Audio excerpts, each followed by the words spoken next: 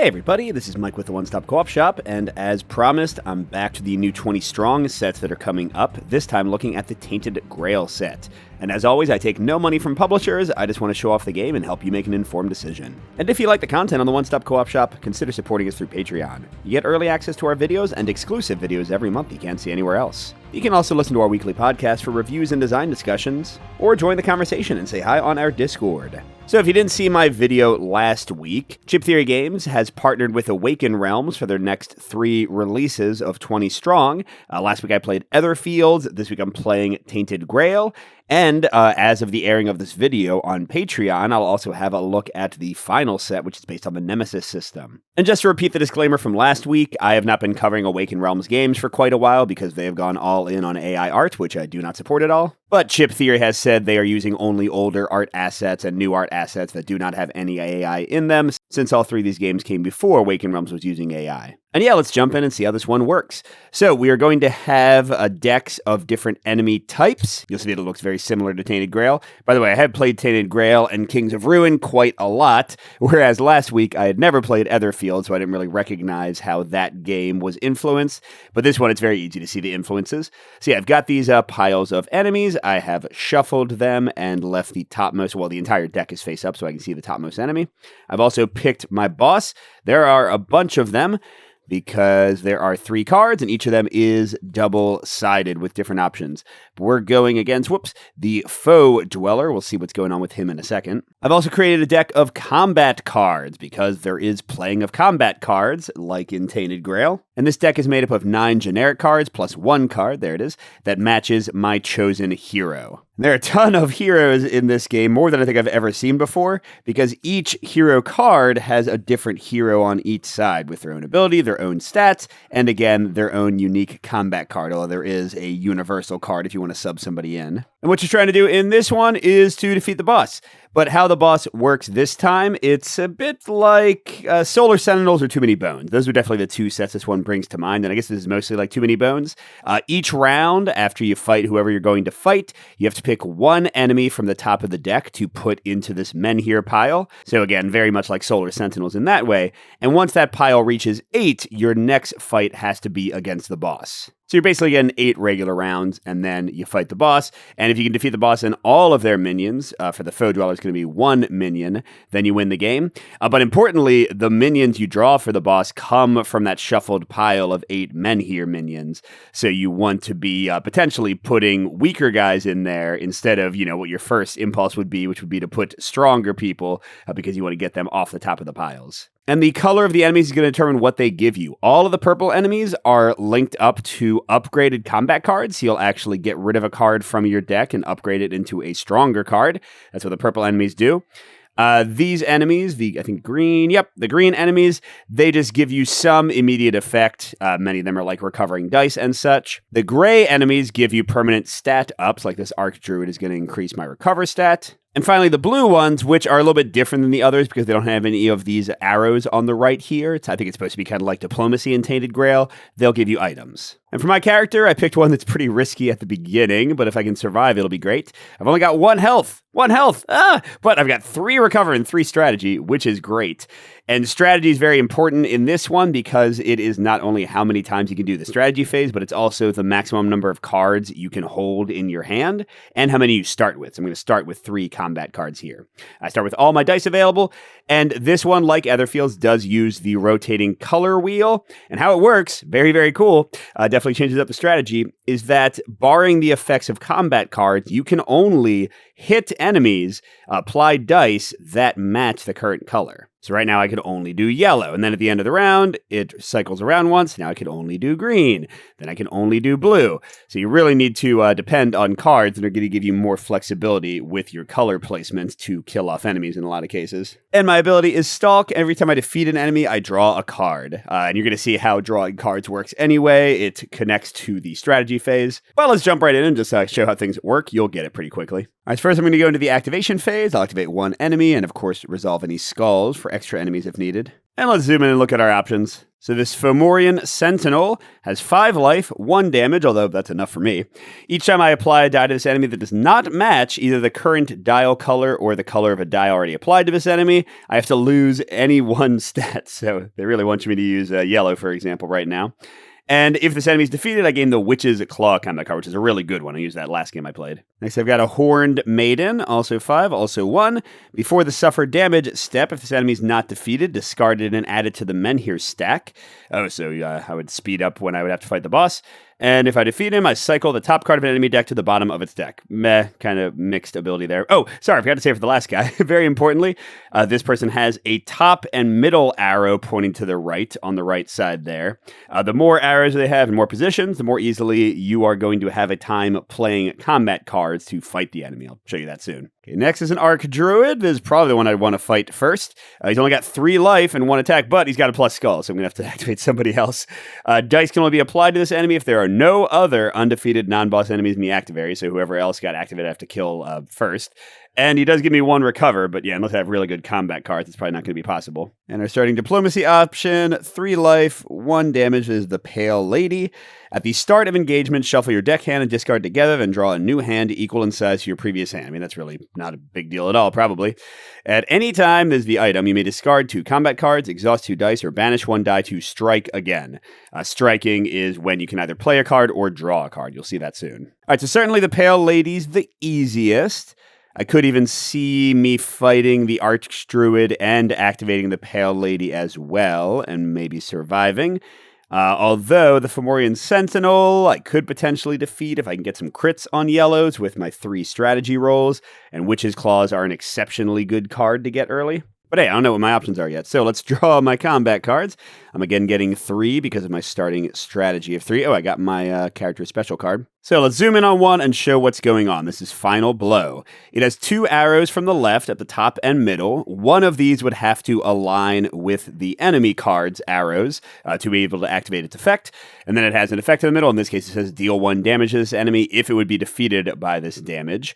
And then it has 1 arrow in the bottom right, which could play into another card. So you can chain cards, and how it works is you're either playing or drawing a card at the start of each strategy roll. That's called striking. Okay, then I've got Aerial Slice, which is Fuel's special card, and it can get activated by top or middle. It says I draw 1 card, then I deal 1 damage to this enemy if it would be defeated by this damage, so this is a slightly better Final Blow. But note that it has no arrows on the right. This is basically a finisher. I could not play any more cards after this one on that enemy, because each enemy is their own kind of like combat row. And then finally, War Magic. You'll see a lot like this, very important cards. They let you apply more dice, because usually you can only apply the one that matches the current ether. Now, right now I only have, it's not ether, that's the Etherfields. I don't know what it's called in this one. But anyway, right now I'm on yellow, so being able to apply yellow is completely worthless. But this card might be good later. So yeah, the big thing is I'm not too scared of the Pale Lady's effect. I mean, I might die in this first fight, and then you'll never see this because I'll re-record the video. But let me go ahead and try to take on the guy that gives me plus recovery and the Pale Lady, and we'll see how it goes. So I'm going to activate the Arc Druid, which forces me, well, I guess I should look at the new guy here. Okay, Rebel Knight, only a bottom arrow, 4 life, 2 attack. Choose 1 color applied to this enemy and banish all dice of that color that are applied to it. So I'd want to do a single thing of 1 color and something else. But I get a recovery. Nah, that sounds too nasty, so I'm going to also activate the Pale Lady. All right, and here we go. We're going into the engagement step. But at the start of engagement, I'm going to shuffle all these cards in and draw new cards. Hopefully something lets me attack with more than just yellow. Okay, I got Surprise Attack, Ignore Pain, and Entangling Trap. Okay, Entangling Trap, very nice. I can apply green to this enemy, yay. Ignore Pain, kind of basic, but actually with me only having 1 life, it's great if I can't kill one of these guys, because all enemies get discarded at the end regardless. It's -1 of the enemy's attack. Although, that's right, I can't put any cards on the Pale Lady. She has no arrows going to the right. That's always the case with blue, because again, I think it's supposed to be like diplomacy. So I could ignore the Archdruid's attack, but I'd kind of rather use Entangling Trap to just kill him. Oh, that's right, I gotta kill the Pale Lady first before I can attack him. But that Surprise Attack is nice. You may adjust the dial to the next color in either direction.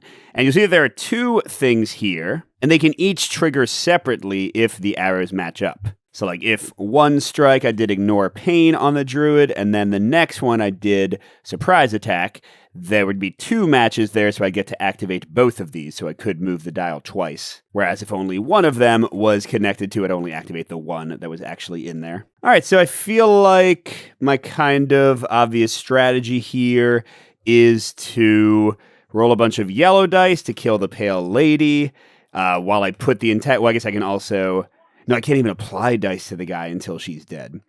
So I can put the entangling trap on him and then roll green once she dies. And yeah, we'll see how that goes. And I only have 3 recover, although if I kill him, it's going to go up to 4. So I don't want to like use every die I have.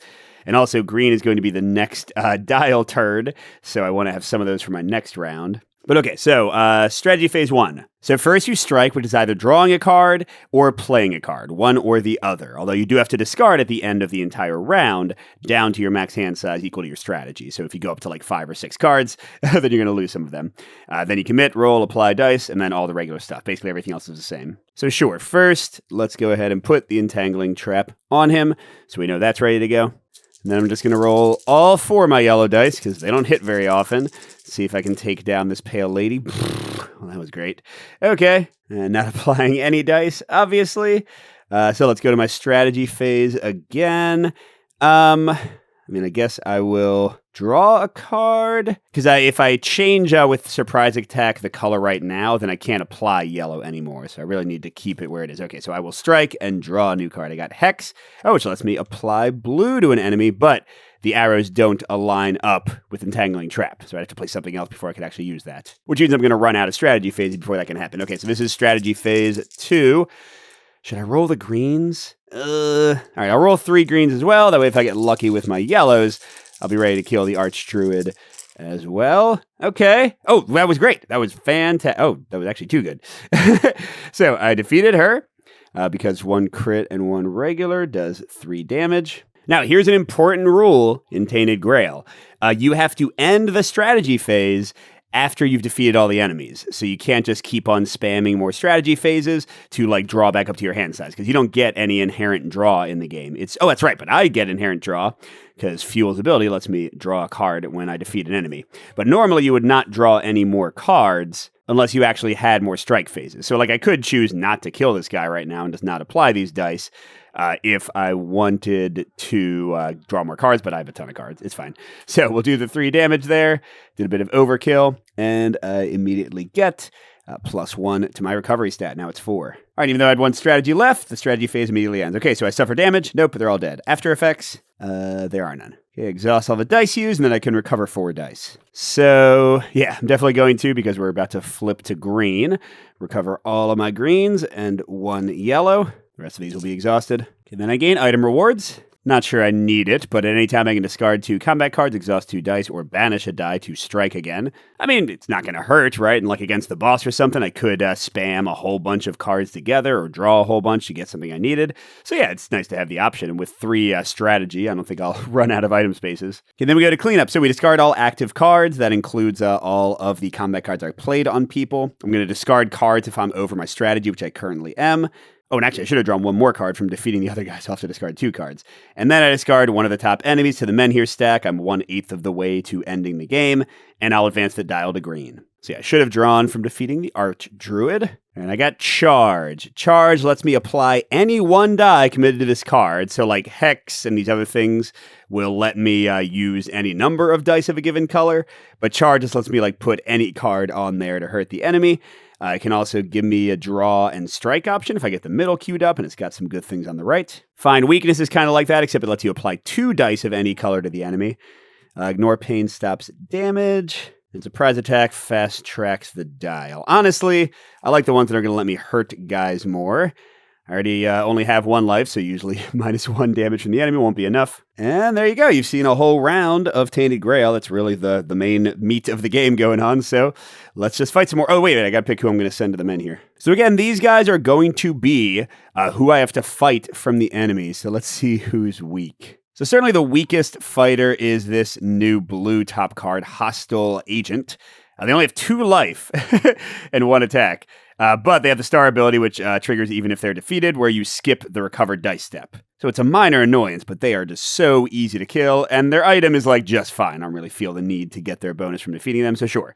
I'm going to send the Hostile Agent as my first Menhir card. I'll just put him up here hanging out with the boss. Again, 1/8 of the way to triggering the endgame. All right, so going into round 2. So I've still got the Fomorian Sentinel, remember, who forces me to reduce a stat by 1 if I apply a non-green die to him, which is pretty nasty, since I can't lower my health because I only have 1. And I've still got, did I say Horned Maiden? Horned Warden. Man, this font they chose is weird. I think it's probably, though, the same one they had in Tainted Grail. So this is the one that... if I defeat him, then nothing happens, but also I'm just cycling an enemy, so it's not that great of a thing. So the Rebel Knight is the one where I want to, like, hit him with one other type of color. So, like, I could hex them. Oh, no, I can't. Not yet, I can't. But I could hex them, use, like, 1 green die and 4 yellow dice. Actually, ooh, even better, I could charge them and use, like, 1 yellow die. Gosh, this guy doesn't match up with anything, though. Every single one of my cards is a middle or top card. So I'd have to, like, draw, luckily, into something that would key off of him. Where I've got, oh, this is a blue that has arrows to the right. This might be the only one. Press Gang. It's only a 4/2. I mean, the 2 doesn't matter, because, again, I would die anyway. But it gives me an item where I can draw 1 card and strike again. And very easy to key off of its things. Yeah, so... and Fomorian Sentinel is also a bottom thing. Shoot, I should have been looking at that when I was discarding, because I'm seeing now that, like, I think both the cards that I discarded, both the cards I discarded had the right color. That was stupid. All right, well, that being the case, maybe I'll go for the Press Gang, even though I don't, like, really love his stuff. Man, I've got to find somebody who's going to heal me, but I haven't found it yet. Yeah, all right, so let's activate the Press Gang. I'd say they need 4 damage. Currently, I can attack with green with no problem. All right, so I can play anything here. I can also draw cards, because I'm going to get some bottom things. So sure, for my first strike, let's just draw another card. Ooh, Gather Thoughts. I would get to, oh my gosh, I get to draw so many things if I play that on this guy. All right, and then for my first attack, I mean, I might get lucky with crits. So let's start out with just 3 green and see how it goes. Okay, should I put those on him? I mean, greens don't always hit. It's a 50-50 chance. But now I got 2 more rolls. Okay, so then for my next strike, I am going to play Gather Thoughts. So I both get to draw 2 more cards. So I got my War Magic for yellows and Final Blow to deal the final damage to somebody. Well, no, I wish I'd put those 2 hits on him. And then I can strike again. Let's just draw another card. And if you have to draw... oh, I got this again, my Aerial Slice. What do I have that's good for a bottom effect? War Magic. War Magic would be great, and I wouldn't be able to use yellows normally. Okay. So that was strike 2. Here's my roll 2. Okay, got a crit, and then I could just use Final Blow, so sure. Strike 3, I'll use the Final Blow, and I think I get to still roll. Ha! Well, that was a good roll. All right. So I get this guy as a card, lets me draw a card and strike again. And I get another card to draw from defeating. There's just way too many cards. I got Surprise Attack. Okay. So I know I want to go for one of those bottom guys. So, what do I want to keep? I think like War Magic and Surprise Attack and Hex, or War Magic and Find Weakness. Yeah, those would go into each other nicely, although Aerial Slice is, of course, good. But no, let's say I'm going to keep those 2, I think. All right, and I'm getting 4 dice back. Well, sure, let's get all green and 1 yellow. And we're ticking along to blue. And who do I want to drop in this time? I got these Renegade troops. Oh, they're just another 2/1? Yeah, man, go in there. So that's 2 in the men here. All right, coming around to round 3. Definitely now, Fomorian Sentinel and Witch Claws would be great. And I do definitely have bottom things. So I'm going to lose 1 for my stat unless I can somehow straight up kill him with all blue. Yeah, that's pretty rough. Maybe I go for the Rebel Knight. Yeah, let's go for the Rebel Knight and try to get my recover stat up to a crazy level. And maybe someday one of these guys will give me health because they're the only ones who can. All right, so I'm going against the Rebel Knight. I choose 1 color applied to him and banish all dice of that color. It's really annoying. So I could...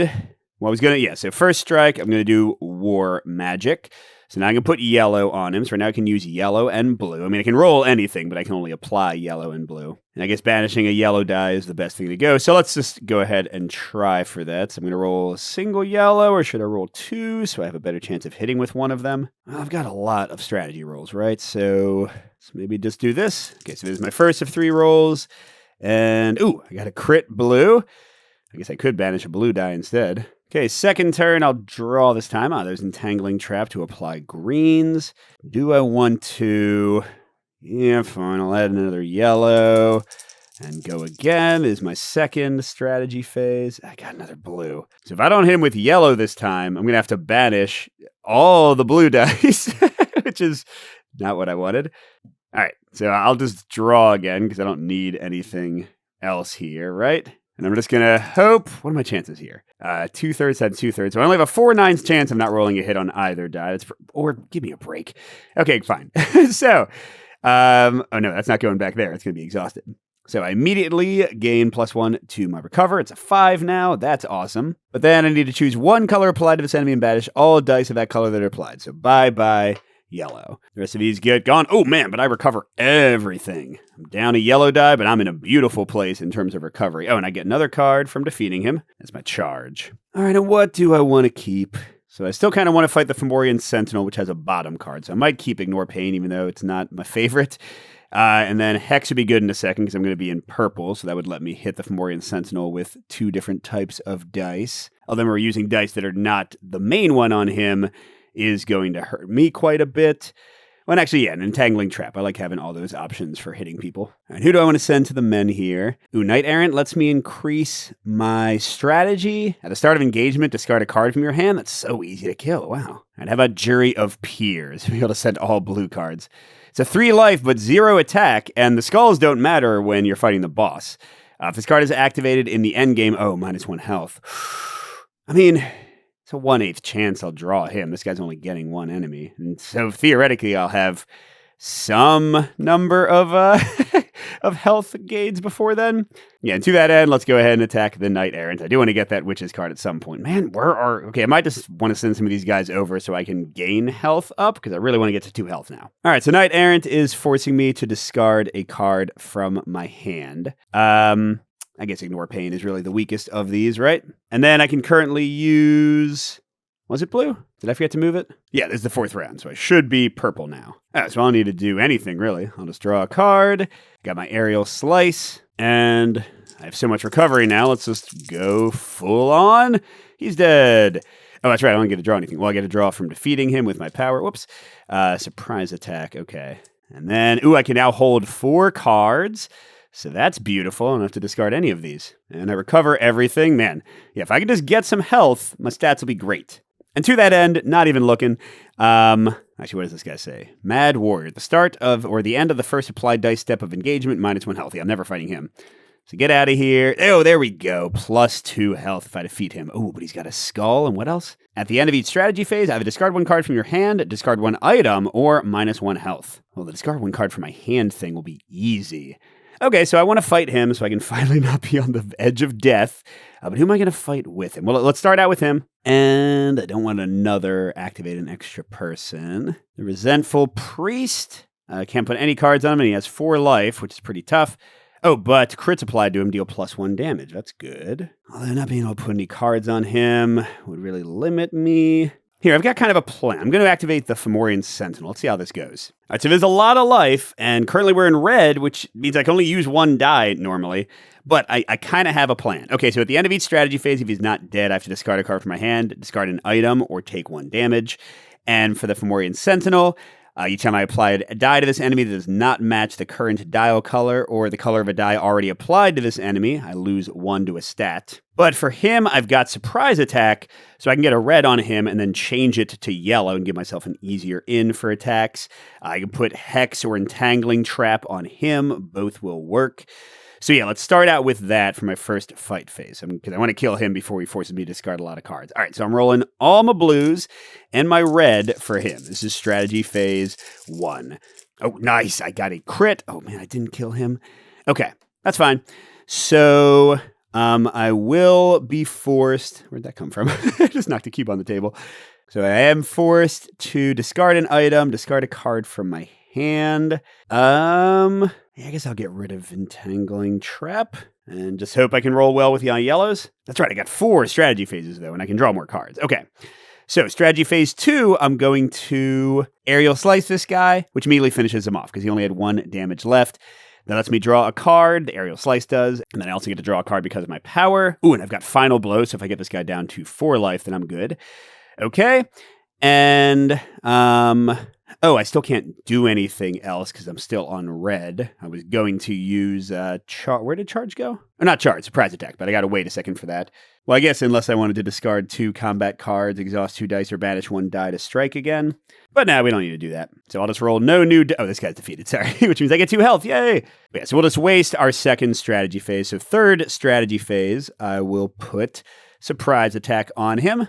Oh, I can adjust to the next color in either direction. That's better. Let's go to purple. And I'll need 2 more damage with Final Blow. So yeah, let's just roll 2 purple dice. And okay, there we go. So I'll lock that in. Okay, the next strategy phase. Remember, that did match the current color, so I don't have to lower any stats.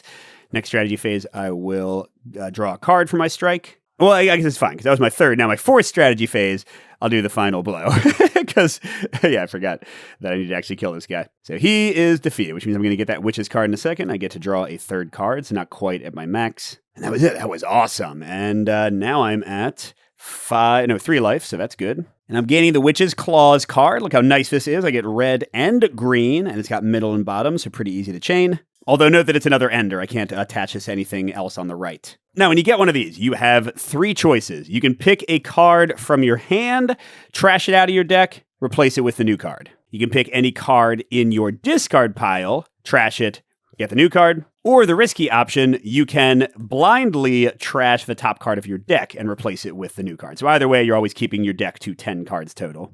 I think Ignore Pain is just, that's not a strong option. I want to defeat people. I don't have to ignore pain because they'll be dead. So I'm going to put Witch's Claws in and trash Ignore Pain, so I have it in my hand immediately. And I get 5 cards back. I'm going to be on red again. That part sort of sucks because I wheeled the wheel backwards to purple. So let's get red and all the blues, since I'll get to them sooner, and 1 purple. And also, there are no cards in your starting deck that let you chain into purple. So purple only gets used, generally speaking, when you actually bring the wheel around to it. All right, like I said, we're going back to red, and we are more than halfway. This is our 5th guy getting added. All right, so Ironbone Sentry is only a 3/1. He gets me more strategy, but if when I defeat him, I skip the recovered dice step. That's fine.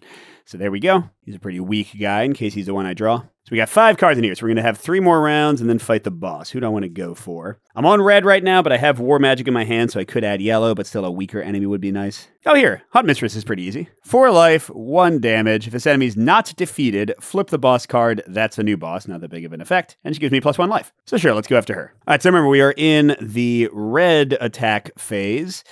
So I've got 4 rounds. I don't need to speed through things. Let's draw first. Got Entangling Trap, and we'll roll 1 red die until I get a crit, hopefully. So there we go. Okay, second phase. So I could make him weak to green with Entangling Trap or Witch's Claws, or yellow with War Magic, but I'm about to go to yellow. And I have enough recovery that I can get stuff back anyway. So sure, let's use Entangling Trap on her for my second strike.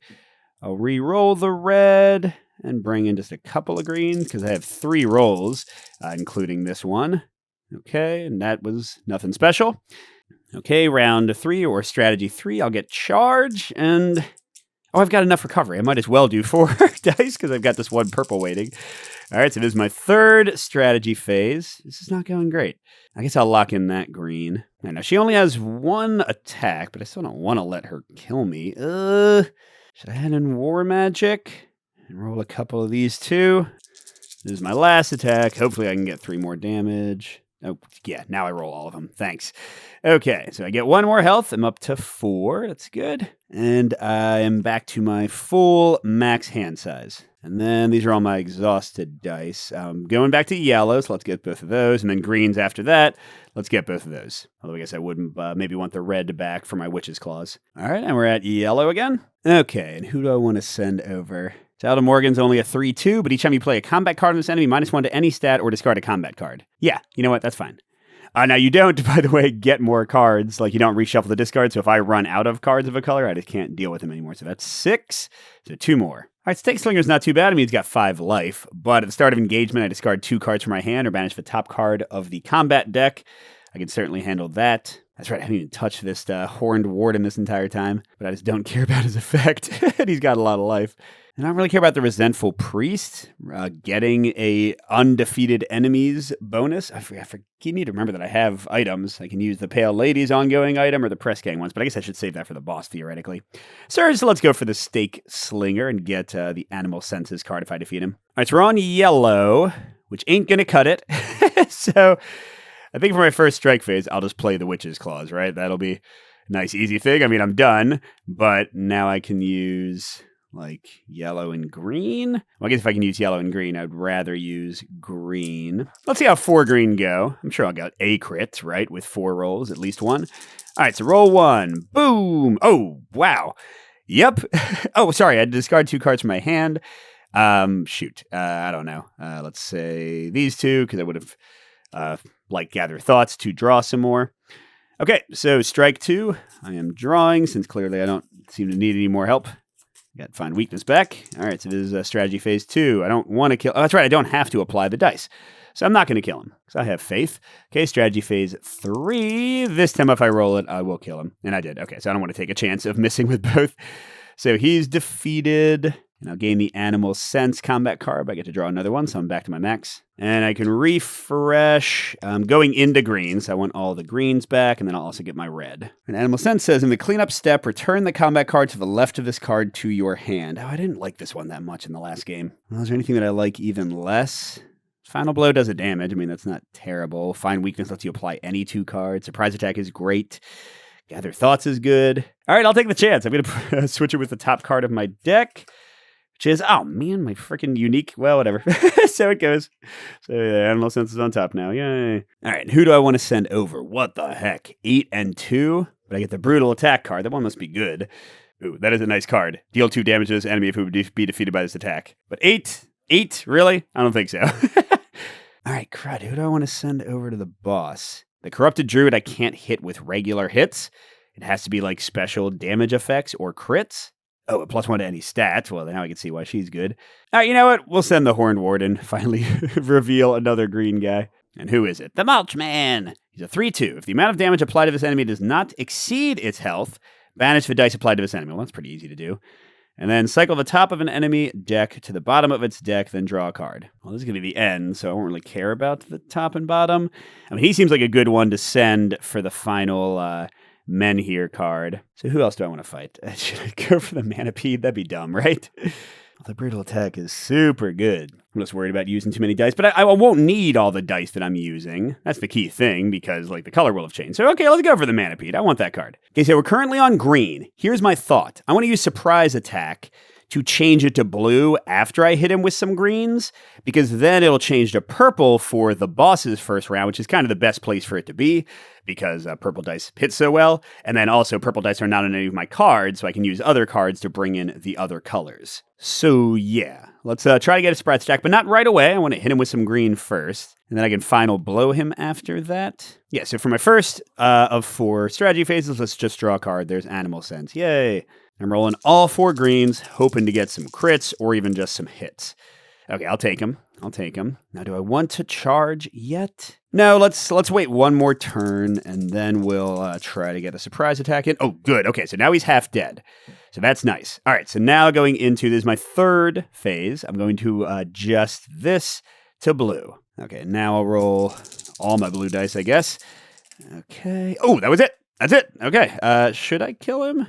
Yeah, I don't need to draw any more cards. Okay, so that gets me to that. So that one's going away. I got to discard some more, but I get to get the Brutal Attack card. I probably don't need Final Blow and Brutal Attack. Let's just get a slightly better version of it. Okay, now I still have to discard one of these. Let's get rid of Stupid Animal Sense that I wish I didn't have. And I'll be going into the boss. Oh, crud, with nothing that... Oh, I got to draw another card from defeating him. There we go. At least that gets me some other colors, because that was worrying me that I had no other colors. So what do I want to discard? I mean, Gather Thoughts lets me draw a ton of cards and potentially strike again. Charge lets me... Okay, these let me apply any dice. Let's get rid of the charge, I guess. All right, I did exhaust a ton of dice. I'm going into purple, so that's 1. I have a way to add blue. That's 2, 3, 4, 5. And the green will be gone for now. All right, and we are... Who'd we say? The Mulch Man. Get over there. So that's 4, 8. All right, so we are ready to go. We're facing the Foe Dweller. Definitely not the toughest boss. So he's a 7/2. He's going to get 1 guy. And each time I play a non-basic combat card, non-basic, so I can play like the normal ones as much as I want, I have to banish 2 ready dice, which could just be dice I'm not going to use anyway. All right, and I'm going to pick somebody at random, although it's not that random because I can see the colors. I'll just not look at them. And I got the Iron-Boned Sentry. Okay, so I ignore his skull. He's a 3/1. If his enemy is defeated, skip the recovered dice step. That's not the worst. It's okay. Okay, now I'm just going to fight these guys until I die or they do. I've got 4 health, so I can tank at least 1 hit from the boss. Actually, I guess I can tank at least 1 hit from both of them. But dice do not hold over round to round in this one, so if I don't defeat the boss in one big shot with a lot of combos, then I don't kill him at all. Currently, I'm in purple, which means I can't hex him. But yeah, I mean, if I can get him down, I can brutal attack him. So yeah, let's really try to focus on killing the boss first. That's kind of an obvious thing, right? So let's do Find Weakness first. And I'll roll, and that is a basic attack card, so I don't have to do anything. So I'll roll all purples, and then a blue and a red that I could apply with Find Weakness. Or maybe not a blue, maybe yellow and a red, because I got the hex. Okay, and... Oh, that was a good start with that. So is that already going to get him? Yeah, that's already... Let's use the yellow. So that's that. And the red and the yellow come over from Find Weakness. And I think... I didn't quite understand, like, the timing of this one. Like, I think it's at any time in any number of strategy phases it lets you apply. Or maybe, like, you just put them here, but they count as damaging the guy. Because I wasn't sure quite how to keep track of which ones you'd use. But I think that makes sense. Okay, so that already gets him to 2, 3, 4, 5, 6. Oh, that's too much. Well, let's go there, because I'm going to brutal attack him in a second. Well, I guess I don't have to do it yet, right? So let's go ahead and play Hex. This is my second strike. And we'll add in all the blues. Well, this is going to be the easiest boss fight ever. Oh my god. Well, hold on. I can just kill him there. And, well, that was a crit. And yeah, okay, well, yep. That was a win. Jeez, this guy's so much easier. I played Arthur, who, yeah, I think is on the back. Look how much nastier this guy is. So he's an 8/2. He's got worse arrows. He's got +2 minions instead of +1. And dice matching the dial color cannot be applied to him. So you have to use special cards and powers to get around his defense. Yes, sorry, I apparently went for the weakest boss available. But yeah, that is it. Woo, I win. So that was Tainted Grail, the second game I've covered in the Awaken Realms 20 Strong series. And what do I think of this one? So what this one most reminds me of, and I said this earlier, is really going back to basics. It reminds me of Solar Sentinels quite a ton, and a little bit of Too Many Bones, but honestly, it's on the simpler side like Solar Sentinels. It is just fight, fight, fight. It doesn't have any of those like encounters or anything special that's or like quests that Too Many Bones had, which in a way is really cool because Solar Sentinels, if you watch my ranking video, was one of my favorite 20 Strong releases, still remains to this day, just because it's like the most straightforward killing one, you know, and it's just focusing on the fun of rolling the dice and fighting people. And this one certainly does that as well, very much differently from Etherfields. Etherfields is super, you know, separated from the combat in a lot of ways. So if I'm comparing it to Solar Sentinels, one of my favorite 20 Strong releases of all times, how does it shape up? On the positive side, I think the combat cards and the limitation of only being able to play certain colors and those colors shifting is really neat, adds an awesome level of strategy and tactical thought that is not present in Solar Sentinels. But it's not too brain-burny, like, you know, besides figuring out which cards you want to play and how they connect, you know, it's not going to be too hard to figure out what you want to do. So I think all of this stuff is really neat. I think the different enemies are interesting. Now, I do wish, like, I know they were going for kind of a theme thing where all the blues are items and All the grays are stat upgrades. But I do feel like, and all the purples are advancing your cards, I do feel like it kind of has led to a bit of sameness because there's only, I think, 9 cards in each of these decks. So you tend to see the same cards pretty frequently. And I tend to go for the same kind of colors because clearly in 20 strong, you want to get good items. You want to up your stats. Like I tend to ignore this deck pretty commonly. So that's not great. I do think Solar Sentinels has more variety in the enemies you face. And a big advantage Solar Sentinels has, in my opinion, are the items. This one only has 9 total items.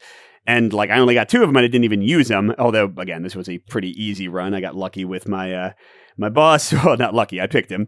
And also I had my character leveled up really quickly. But yeah, whereas Solar Sentinels, I think, has like some really wild powers that can really change how combat works and make things pretty awesome. I don't think this ever gets to that level, but the combat cards kind of make up for that. They have their own thing going on. But yeah, I'm assuming the deck is basically done and what I played is what it's going to be. But there aren't that many enemies. That's not that great.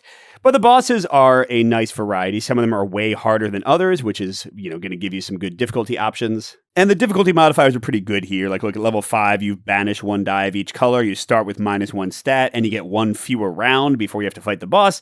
Like, that seems pretty good. So I think the mix of bosses and difficulty modifiers is going to make this one have a solid amount of replay in terms of difficulty variance. As I already said, the number of heroes is wild, just a crazy amount of variety, and the fact that they each get a unique card, whether or not you use it a lot. I think I never used Fuel's special card, but still, that's really neat. I like the idea of upgrading your deck, although I sometimes wish these cards were a little bit more good, like a little bit even better than they are. Although they are good, like don't get me wrong, I think that animal one is maybe the only one I'm not too excited by when I get it. But yeah, long story short, looking across the kind of complete series of 20 strong, I would say this one is very close to Solar Sentinels, which again I think was like my number 2 or number 3 when I did my ranking. I know many people say it's their favorite of the set. I don't know if it's quite as pure and varied as Solar Sentinels, so I might not put this one above it, but I think it's really close, which is pretty dang good. And the thing is, if you saw my Etherfields coverage, you saw this was a completely different thing, like totally different mechanics, very not combat focused. So if you take away the idea that you might already own Solar Sentinels and like this is the first time you're jumping into 20 strong, I think the variety of Tainted Grail versus Etherfields is giving you kind of the best you can get from the series, like the combat focus and the adventure focus, and both of them are really well done, which, I've said this a few times, I could not say about Tanglewoods. That set was very much a mixed bag with some hits and some, at least for me, big misses. So I'm super won over by Tainted Grail. This is a great set too. Maybe not perfect, but I like it a lot. And yeah, again, for Patreon, I'll be doing a play of the final new set, the one based on Nemesis. Very excited to see what they did with that. So if you're a patron, go check that out. It should be up now. And everybody else, thanks for watching, especially our biggest Patreon supporters, J. William F., Steve Wren, KCW, Andrew R., and Chris C. We'll see you at the next stop.